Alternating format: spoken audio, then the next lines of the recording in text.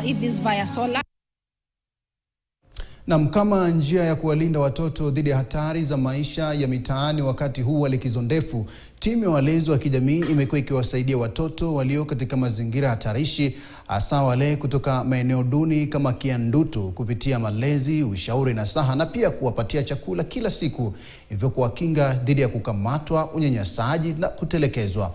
Walezi hawa wa kijamii chini ya mradi wa moyo wa huruma unaoshirikishwa kichuo kikuu cha African Nazarene kwa ushirikiano na shirika la Action for Children in Conflict pamoja na wadau eneo hilo, wamekuwa wakiwalenga watoto wenye umri wa kati ya miaka 4 hadi 15, na hadi sasa wamefanikiwa kuwaleta pamoja na kuwasaidia zaidi ya watoto 1000 ambao mara nyingi hutangatanga mitaani wakati wa likizo na wapo katika hatari ya kukamatwa na polisi kwa wizi na shughuli nyingine hatari.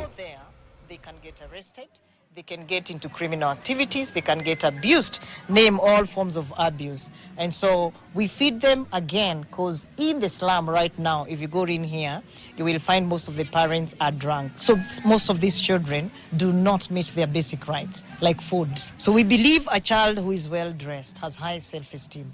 A child who is well fed can also listen and concentrate. When we can be able to paint a picture, open the horizon for the young ones, I think that will change the trajectory of even the slum or a place such as this. And I think for me, as a person who is passionate about education, that is what I will die for. You know, trying to open the mind, trying to open the horizon for the young ones. And we are happy because when we interacted with them, they are able to sort of speak about what they want to be in future. Na tuelekee huko Malindi, kizaazaa kilizuka